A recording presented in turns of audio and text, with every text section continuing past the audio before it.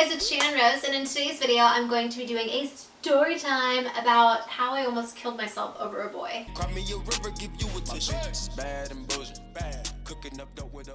By the way, in case you're wondering, this sweater is from Target.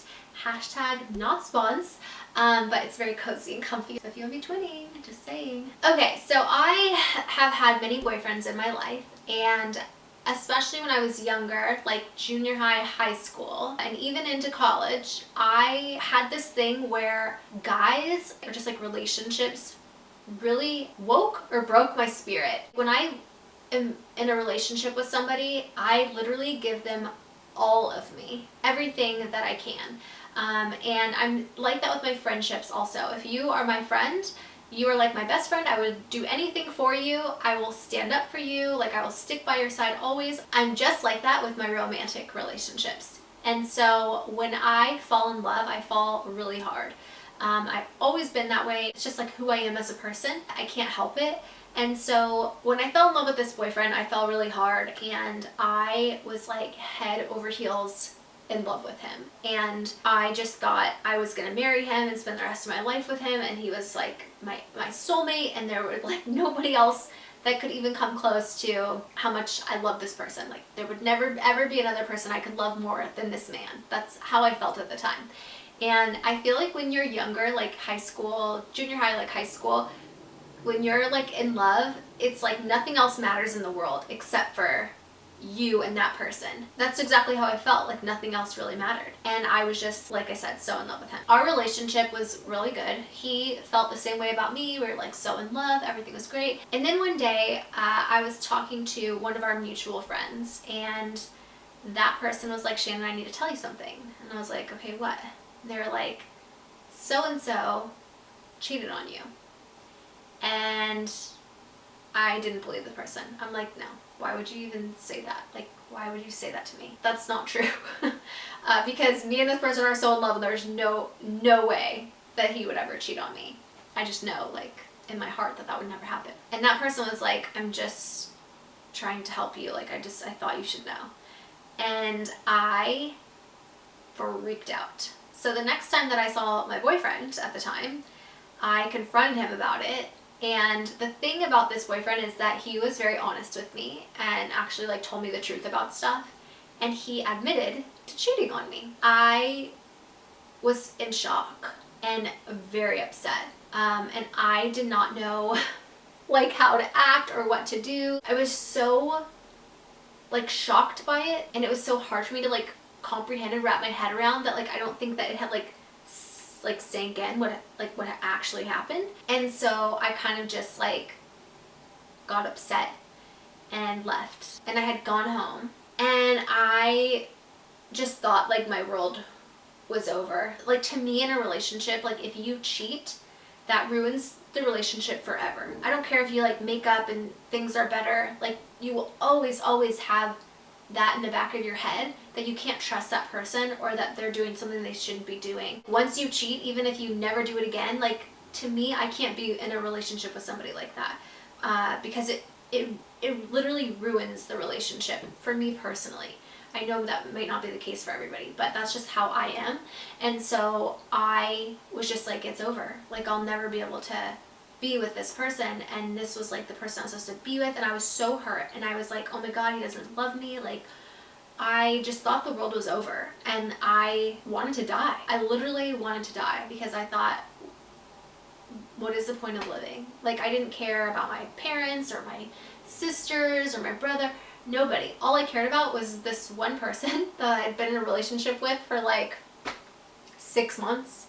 And I wanted to die. I know that it sounds like so childish, but like when you're in that position and you're young, that's just how you feel, and nobody can tell you any different. I just like remember that I just could not stop crying, and I was crying. And I was so upset. And he had actually come over to my house that night, like after I left, after he told me, and he was like, I need to talk to you. And I was like, I don't want to talk to you. Like, you cheated on me.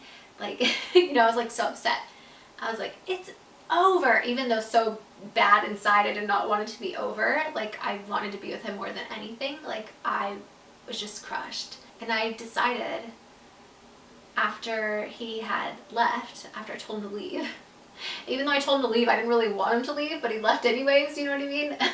It's so funny how we do that. We're like, I hate you, but really like you still love that person. And he had ended up leaving, and I was just like, it's over. He's never gonna talk to me again. Like, my life is over and I want to die. Like, I can't live like this. And so I went into my mom's cabinet, and she had like Vicodin from like a surgery or something that she had never taken. And I decided to steal the bottle out of my mom's medicine cabinet, and I went into my room and I locked the door, and I took the whole bottle of Vicodin and swallowed it with a bunch of sink water. And about, I don't know, 5 minutes later, I started to panic, and I thought, I don't think I really want to kill myself. I made a big mistake. And so I went from literally wanting to kill myself and swallowing a bottle of Vicodin to freaking out and not wanting to die. And so running and telling my mom, I took a bottle of Vicodin. And she ended up calling 911. The ambulance came, took me and rushed me to the emergency room, where I then had my stomach pumped full of charcoal to like get the Vicodin out of my system. And I had to spend the night in the hospital. My mom was there by my side, and I just remember like freaking out. I was like screaming, and I was grabbing the nurse's arms and telling them like I didn't want to die, and like I don't want to die, I don't want to die, like don't leave me by myself, like I didn't want to be left by myself because I didn't want to die alone. Like it was fucking awful. I had to stay there overnight. My mom was there. She was so disappointed in me, and also so scared, and I felt so terrible. I felt bad, but like not as bad as I feel now. Like as I'm older and I'm looking back on it, I feel much worse now, because I feel like, God, I was such a little shit. Like, over a boy, really? Was that really worth it?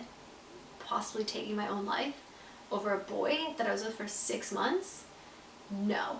Absolutely not. Putting my parents through that, like having those hospital bills, and like what a burden on my family. And I just like felt awful, and I still feel awful about it. But yeah, that's basically how I tried to kill myself over a boy.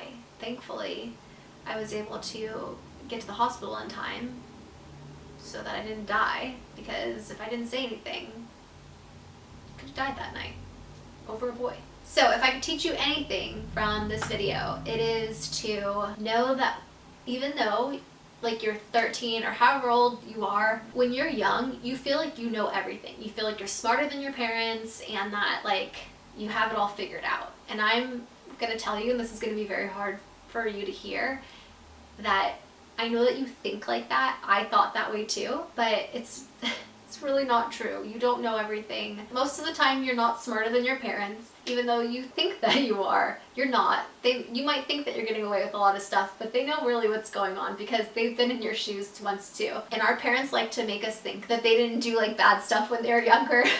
Most likely most of them did.